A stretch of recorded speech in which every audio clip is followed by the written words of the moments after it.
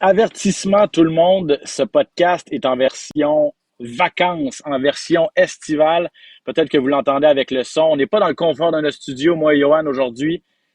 Et ceux qui nous regardent en vidéo, vous allez le voir aussi, là, je suis dans le bois, carrément dans le bois. Euh, et Johan est dans le confort de sa maison. Comment ça va, mon cher ami? Ça va bien, ça va comme un gars qui est en plein camp d'entraînement, qui est à 5 semaines d'un gros combat. C'est vrai, c'est vrai, c'est vrai. La dernière fois, on t'avait perdu, puis on avait annoncé ton combat, puis là, ça s'en vient, c'est le 12 septembre, hein?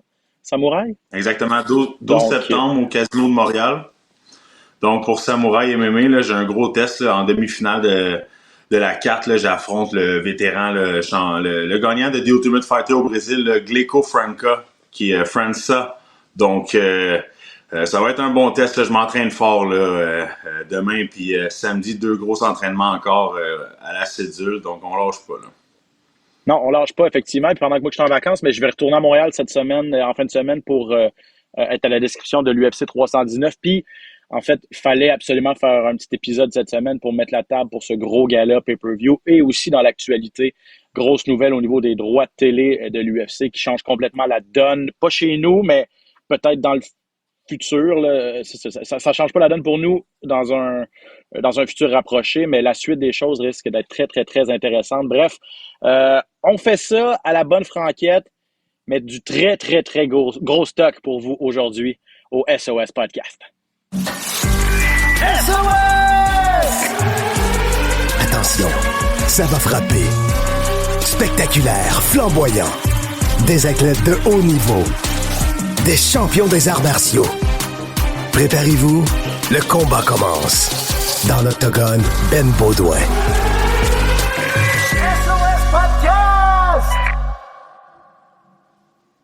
Ah ouais, Ben Baudouin en compagnie de Johan Lennes, très heureux de vous retrouver après quelques semaines de congé pour un autre épisode du SOS Podcast UFC 319 ce samedi du côté de Chicago en grande finale de championnat des poids moyens de l'UFC. Dricus du Plessis défend son titre pour la troisième fois contre Khamzat Chimaev.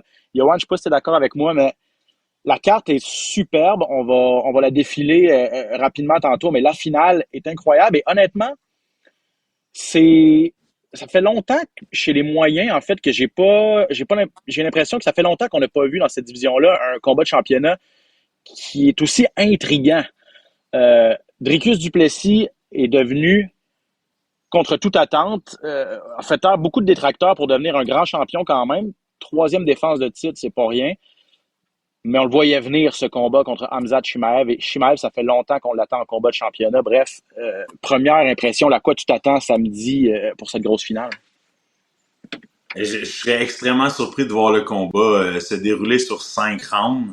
Ça va être un combat, comme tu l'as mentionné, là, on ne sait pas à quoi s'attendre. Duplessis qui est arrivé un petit peu rapidement, un petit peu brouillon, un style kamikaze, mais qui réussit à terminer ses combats aussi 9-0 à l'UFC, a jamais perdu un combat, est devenu champion, détrôné Adesanya, a gagné contre Whittaker, dominant.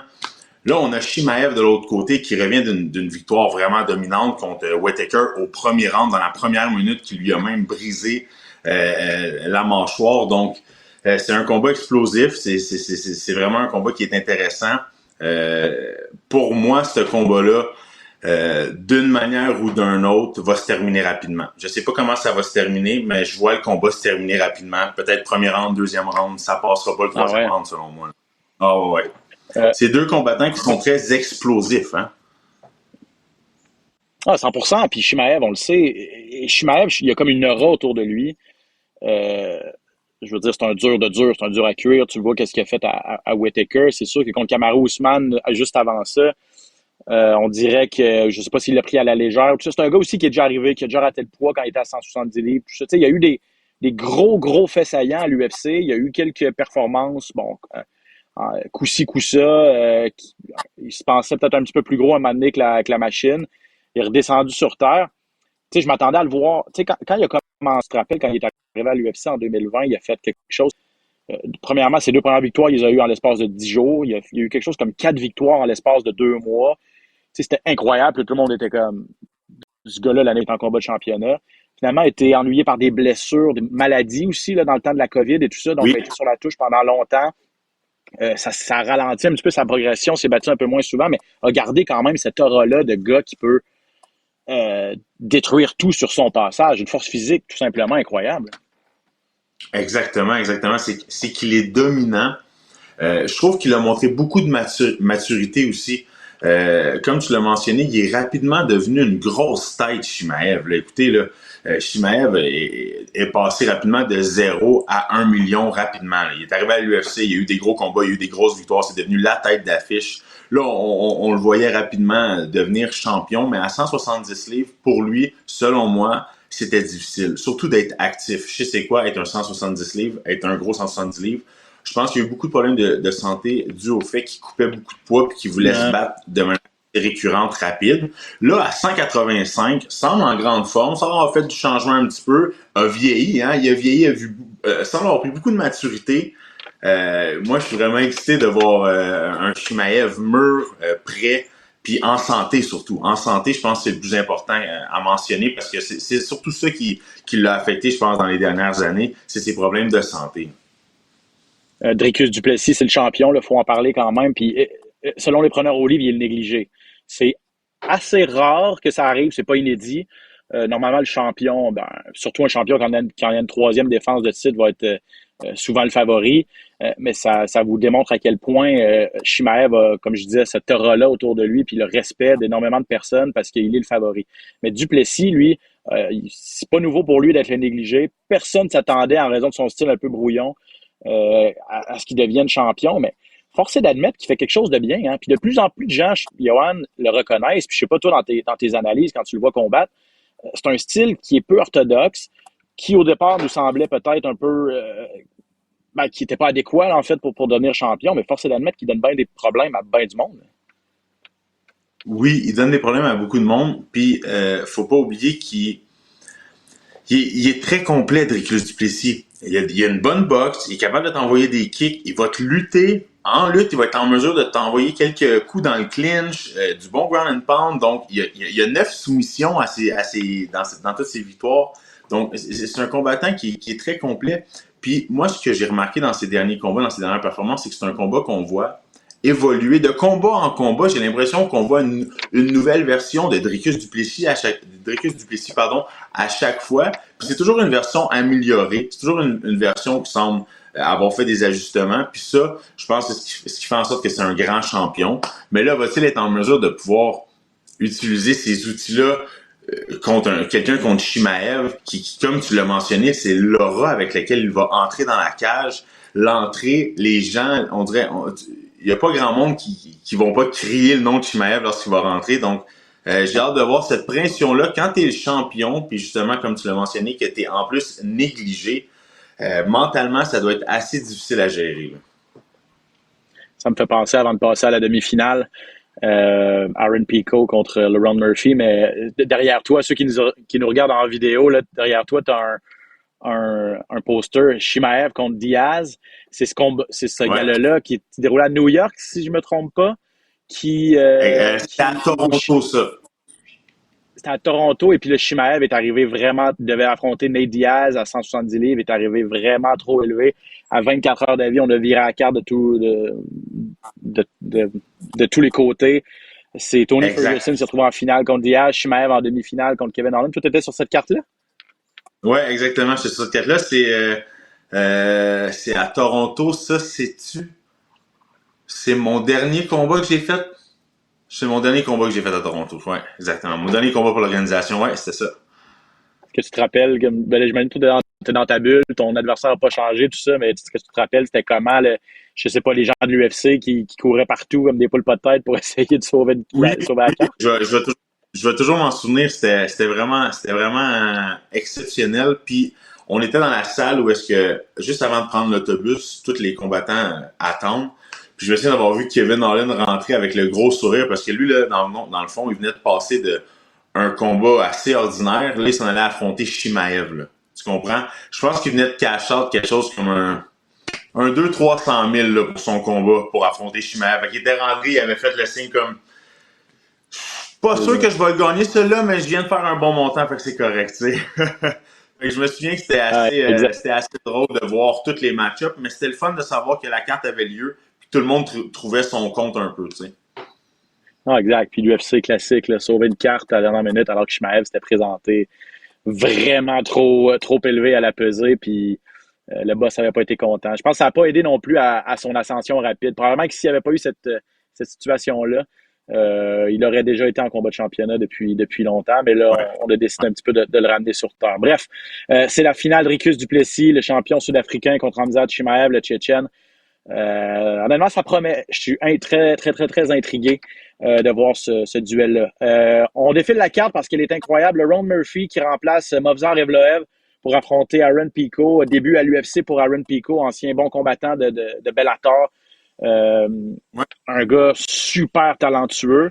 Mais Murphy, pas le plus spectaculaire, mais un gars tellement efficace qui est toujours invaincu. 16 victoires, aucune défaite, un verdict nul, battu par décision Josh Emmett à sa dernière sortie.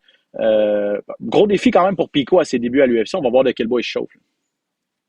Oui, puis Pico, comme tu l'as mentionné, très talentueux, là, très talentueux, beaucoup d'expérience. Là, c'est un gars qui arrive avec un bagage, qui était aussi une vedette dans une autre organisation. Donc, je pense qu'il va arriver avec une certaine confiance à l'UFC. C'est pas le dernier venu, mais Ron Murphy, comme tu l'as mentionné, là, moi, ce qui m'impressionne de lui, c'est qu'il fait beaucoup de guerre quand même. Il se fait toucher, il va à la guerre. Il y a beaucoup de décisions, là, je veux dire, à ses 4 dernières victoires, c'est 4 décisions unanimes, mais ça reste énormément de temps dans la cage, ça reste beaucoup de coups, mais c'est un gars qui est très durable, c'est un gars qui a une lutte incroyable, très dur à amener au sol, puis une boxe vraiment précise. C'est un gars qui cogne extrêmement dur, donc j'ai hâte de voir, ça va être un combat très spectaculaire, parce que Pico, là, c'est un gars qui a beaucoup de finish aussi, c'est une grosse fiche, là, 13 victoires, 4 défaites. J'ai hâte de voir comment il va répondre d'un premier combat dans l'organisation de l'UFC, parce que ça reste que l'organisation de l'UFC, c'est pas comme n'importe quelle organisation, ça peut être une organisation qui est quand même impressionnante, quoiqu'il a quand même 16 combats dans l'organisation de Bellator, tu sais. Non, exact. Puis il était encore très jeune, 28 ans seulement. Il est arrivé, je me rappelle, il est arrivé autour de la vingtaine, peut-être même 19 ans, à Bellator. On disait de lui que ça allait être une machine. Tu sais, c'est un gars qui a eu un bon bagage de lutte à l'école, là, au secondaire, et puis dans les rangs collégiaux et tout ça. Puis vraiment, il a commencé avec une défaite, a collé quelques victoires. Tu sais, il y a eu ses défaites, il a appris beaucoup. On l'a monté peut-être un peu vite. Puis là, début à l'UFC. Les derniers qui ont fait le saut de Bellator au PFL à l'UFC, ça n'a pas toujours été glorieux. Là, dans la dernière année, je pense notamment à Patricio Pitbull. A perdu à ses débuts. Patchy Mix a vraiment pas été bon à ses débuts à l'UFC en ancienne vedette de Bellator. Donc, est-ce que Pico va pouvoir un peu renverser cette tendance-là? On le met tout de suite en demi-finale d'un pay-per-view contre le Ron Murphy, un combattant invaincu. Donc, quand même, ça prouve en fait qu'on l'a en haute estime quand même. Jeff Neal, Carlos Pratas, ça c'est un combat qui devait avoir lieu en avril dernier. Finalement, je pense que c'est Neal qui a été blessé. Pratas s'est reviré de bord quelques semaines plus tard, perdu pour la première fois à l'UFC contre Ian Machado Gary. Carlos Pratas qui était sur toute une séquence, qui avait débuté sa carrière avec 4 KO, 4 finishes, 4 bonus de performance et tout ça. Machado Gary, vraiment un bon combattant. Mais là, Jeff Neal, j'ai l'impression que c'est à sa portée. Jeff Neal ne se prend pas pour un 7-up flat. Là. Je lisais dans ses entrevues, il pense qu'il va passer à travers Pratas en un round. Honnêtement, je ne gagerais pas là-dessus parce que Neal, c'est 8-4 à l'UFC, puis à chaque fois qu'il a affronté des gros noms, ça n'a pas été en sa faveur. Bref, ça m'intrigue ce combat-là aussi. Là. J'ai vraiment hâte de voir ce combat-là. Écoute, Neal, comme tu l'as mentionné, là, a gagné son dernier combat, mais c'était contre Rafael Dos Anjos, dû à une leg injury. Avant ça, il a perdu ses deux combats avant ça. Selon moi, il n'est pas sur une pente montante, Neal, tandis que Pratas nous a montré de belles choses, a fait un gros combat contre Ian Gary. Ian Gary, selon moi, en ce moment, si c'est pas le meilleur striker, le meilleur combattant sur ses pieds de cette division-là, c'est dans les meilleurs. Donc, Pratas n'a pas à rougir de sa performance contre Ian Gary, puis au contraire, il est arrivé très rapidement à accumuler de belles performances. On lui a donné Gary. Ça n'a pas été une victoire, mais là, a la chance de rebondir contre Neal. C'est un combat qui est très intriguant. Ça peut être un beau tremplin pour Pratas de rebondir rapidement d'une belle victoire comme ça. Là. Exactement. Représentant des Fighting Nerds, Carlos Prates. Puis le dernier combat sur cette carte principale qui est spectaculaire, en fait, et qui attire vraiment l'attention, c'est Jared Cannonier, ancien aspirant, le vétéran, contre Michael Venom Page, qui, lui, mine de rien, à l'UFC, fait juste des super belles performances. Je suis un peu surpris que Venom Page, je ne sais pas s'il veut passer de façon définitive à 185 livres, parce que moi, je le voyais très bien à 170 livres faire des vagues. Mais là, autre combat pour lui à 185 contre Jared Cannonier. Bon test aussi. Cannonier, je veux dire, on pense qu'il est sur la pente descendante, on pense que c'est terminé, puis finalement, il rebondit toujours avec des très, très belles performances, notamment contre Roman Dolidze récemment. Comment tu vois ce combat-là? Venom Page aussi, un striker quand même assez technique. Je pense que je peux comprendre Page de vouloir être à 185 livres parce que son style va l'avantager beaucoup. C'est plus un combattant qui va travailler au niveau de sa distance puis sa vitesse. Il est fait long, il est fait grand, 185 livres, il tire bien son épingle. Puis il est très rapide. Il va être plus loin, plus à distance tout le temps. Il a une bonne force de frappe. Beaucoup plus mobile à 185 livres que dans sa catégorie, ça doit être dans les plus mobiles, dans les plus rapides. Donc, peut-être qu'il veut vraiment exploiter cet aspect-là au niveau du combat. À 170 livres, tombe avec des gars comme on a mentionné, Ian Gary, Jack Della Maddalena, des gars précis, rapides, qui sont très explosifs aussi. Donc, je pense que il veut pas Michael Page. Lui aussi, là, il est plus en fin de carrière qu'il était dans son ascension. Ce combat-là, honnêtement, je vois un Page rester à distance parce qu'à courte distance, Cannonier a beaucoup de puissance, là. Ouais, c'est un ancien poids lourd. Cannonier, c'est le gars qui s'est battu. Il s'est battu chez les lourds, chez les mi-lourds, chez les 185. Il s'est battu à 170, sauf erreur. Il est revenu à 185. Bref, c'est un gars qui a énormément de puissance parce que c'est un gars qui part des poids plus lourds. 2 défaites à ses 3 dernières sorties. J'ai dit Roman Dolidze, mais c'est Grégory Rodriguez à son dernier combat au mois de février. Il s'était fait toucher. C'était un combat qui avait été difficile. Ouais, ça me revient, là. Puis les 2 premiers rounds, ça avait été très, très, très difficile. Il avait survécu. Grégory Rodriguez, on le sait que c'est un méchant cogneur aussi. Mais il a manqué de gaz carrément, le Brésilien. Puis Cannonier, avec toute l'expérience, a réussi à laisser passer la tempête, gagner le 3e, puis finir ça au 4e parce que Rodriguez n'avait plus rien dans le réservoir. Mais ça va pas arriver avec Venom Page. C'est un gars qui est habitué quand même. Il a fait beaucoup chez Bellator. Puis c'est un gars qui n'a pas un style non plus où, comme tu dis, c'est un gars à distance, un gars de kickboxing, alors que l'autre, c'est un gars qui fonçait, puis qui avait juste une vitesse, qui fonçait sans arrêt en puissance, alors que Venom Page est plus technique. Non, ça va être intéressant. Bref, l'UFC 319, une super belle carte. 20h, TVA Sport 2 ce samedi. Je vais être en compagnie de Valérie Letourneau et Pat Côté. Puis pour la télé à la carte, la portion payante dès 22h. En finale, ce combat de championnat de Ricus Duplessis contre Hamzat Chimaev. Donc 22h sur le canal Indigo. Je sais pas si tu as vu les nouvelles, mais il y a eu un gros contrat de télé cette semaine à l'UFC. Bref, c'est pas mal ça qui va faire partie de notre section Actualité aujourd'hui au SOS Podcast.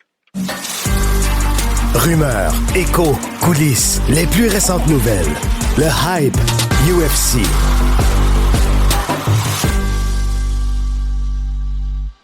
Ah ouais, ça aussi, Johan, c'est tombé pendant que j'étais à la plage, là, ici, avec la petite famille, le communiqué de presse, entente de l'UFC avec Paramount Plus et Skydance, une entité médiatique qui a signé les droits de télédiffusion américains à partir de 2026 pour 7 ans, en moyenne 1,1 milliard de dollars par année, donc 7,7 milliards de dollars sur 7 ans pour cette entente de 2026 à 2033 plutôt. Et honnêtement, et autre grosse pièce là-dedans, c'est que c'est la fin du modèle pay-per-view aux États-Unis pour l'instant. Aux États-Unis, dès 2026, si vous vous abonnez à Paramount Plus pour 12,99 par mois, je pense, ils vont peut-être revoir leur prix, mais vous aurez droit à non seulement 30 événements Fight Night réguliers, mais également à 12 ou 13 galas pay-per-view par année. Les galas où on place les têtes d'affiche de l'organisation, où il y a tous les combats de championnat, et ce, pour le même prix. Honnêtement, ça change complètement la donne. Pour ceux qui travaillent dans le domaine des médias comme moi, c'est depuis longtemps, là. Honnêtement, on ne l'avait pas vu venir. Et ce que ça change pour nous présentement, ben, c'est pas grand-chose, Johan, parce que pour l'instant, c'est juste aux États-Unis où c'est la fin du modèle pay-per-view. Donc, si vous êtes au Canada, même si vous vous abonnez à Paramount Plus, c'est disponible, mais vous n'aurez pas accès à l'UFC sur votre plateforme et vous n'aurez pas accès au pay-per-view non plus. Il faudra encore passer par Indigo ici au Québec pour avoir accès au pay-per-view. Bref, je sais pas comment toi tu vois ça et tout ça, mais c'est une bonne nouvelle. Pour le fan, c'est une bonne nouvelle. Pour le fan américain, c'est une bonne nouvelle parce que pour un seul abonnement, tu as le droit à 100% de ton contenu UFC. Ouais, c'est ça. Je pense que c'est bon pour les Américains, tu sais. Mais après ça, est-ce que c'est bon pour nous? Est-ce que c'est bon pour les combattants? Est-ce que c'est surtout ça qu'il faut voir. Je pense que on sait déjà là que, les combattants, c'est ce qui est le plus important là-dedans. C'est eux qui font vivre le sport. Ok, oui, l'UFC c'est important, ce qui vient autour, mais je pense qu'il faut qu'on pense aux combattants là-dedans. Puis ça va être de voir ce que ça va amener. Est-ce que les combattants vont être plus payés? Je ne penserais pas. Est-ce qu'il va y avoir des avantages que ça peut apporter au niveau des combattants? Est-ce que ça va changer des choses? Pour moi, en ce moment, c'est un gros point d'interrogation. Ouais, cet aspect-là des combattants, ça revient souvent. Bon, Dana White a dit quand même que les bonnies de performance allaient être augmentés. Ça, je vous rappelle que c'est 50 000 $ pour un bonus de performance ou un combat de la soirée. Et c'est à peu près 50 000 $ depuis 10 ans. Là. Ça n'a pas augmenté depuis longtemps. Là, je veux dire, il est temps que ça augmente. Est-ce que les bourses d'entrée, est-ce que c'est surtout pour les combattants qui sont des combattants de la sous-carte, des combattants qui commencent leur carrière, est-ce que eux, leurs bourses vont augmenter? Ça, c'est une bonne question. Puis, ce que Georges Saint-Pierre, notamment, parmi d'autres, soulevait comme question aussi dans les médias, c'est ces gars-là, Georges, à son époque, faisait la très, très grande majorité de son argent avec ce qu'on appelait les pay-per-view points. Ça veut dire que ses agents négociaient avec l'UFC, parce qu'ils se battaient toujours sur la télé à la carte, négociaient une partie des revenus des ventes télé à la carte. Je vous donne un exemple. 5 $ par pay-per-view vendu. Si on en vendait 1 million, ben c'est 5 millions dans les poches de Georges Saint-Pierre. C'est comme ça qu'il faisait la très, très grande majorité de sa bourse. Là, s'il n'y a plus de vente de gala, ben il faut trouver une autre façon pour rémunérer ces combattants vedettes-là qui sont en vedette de ces galas pay-per-view. On ne peut plus les appeler pay-per-view, mais ces galas à numéro, là, comme le 319 en fin de semaine. Donc ça va être intéressant à suivre. Il va falloir vraiment que les agents de joueurs, les managers, mettent leurs pieds à terre et soient créatifs et et soient durs dans leurs négociations, en fait, parce que là, ils ont le beau jeu, ils vont dire, regardez, là, vous faites juste en droit de télé, vous avez des revenus d'1,1 milliard par année. Faut que les combattants, faut que ça suive aussi à un moment donné. On verra qu'est-ce que ça va donner, effectivement. Mais j'espère que ça va faire augmenter le niveau de l'eau un peu là, pour tout le monde, pour faire augmenter le bateau de tous. La compagnie, c'est bon pour la compagnie, pour l'UFC qui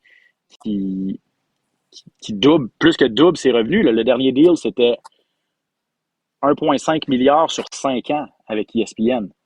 Là, on parle de 1 milliard par année. C'est exponentiel l'augmentation en pas si longtemps. Là. Donc, pour l'UFC, il fait plus d'argent. Il faut qu'on ait une partie aussi qui se retrouve dans les poches des combattants. Puis au Québec, ben, qu'est-ce que ça va donner? Parce que Paramount Plus, Johan, c'est pas caché de dire qu'ils aimeraient ça à un moment donné être la destination de l'UFC à travers le monde. Ils veulent rendre leur application et leurs services disponibles dans tous les pays. Puis là, ben, faut qu'ils achètent les droits nationaux dans tous ces pays-là.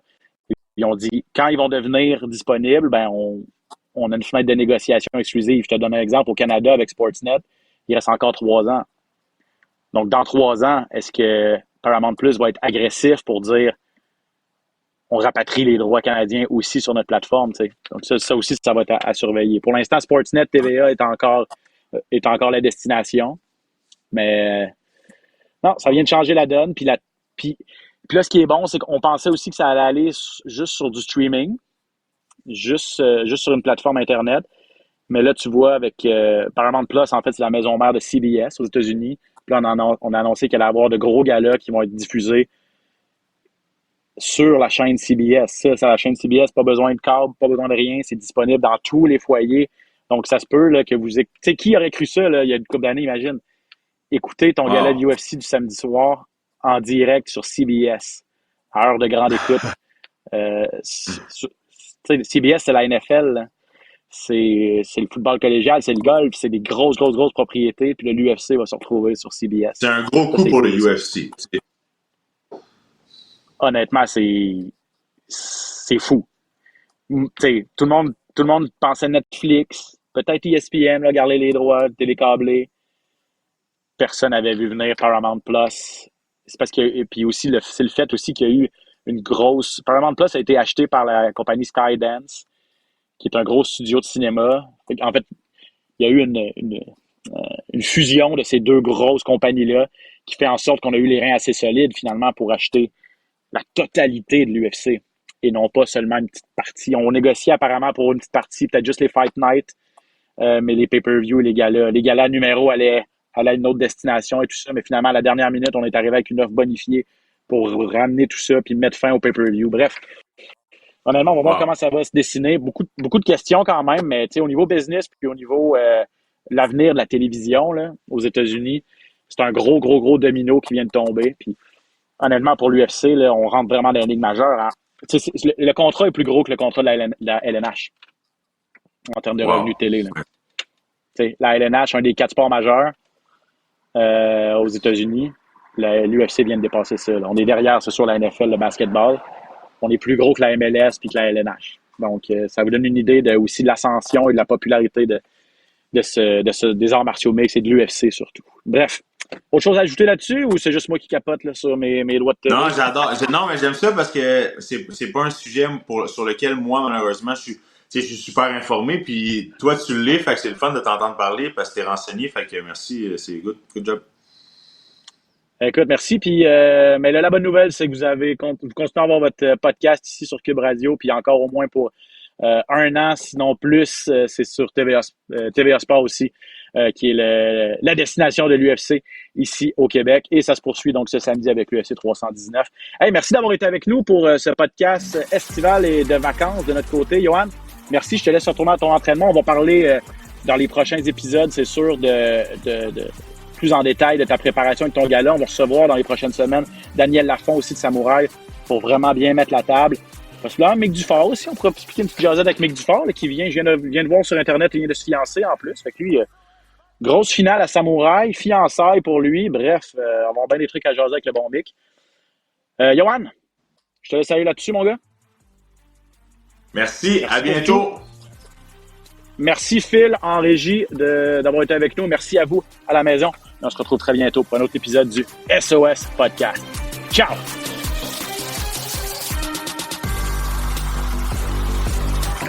SOS Podcast!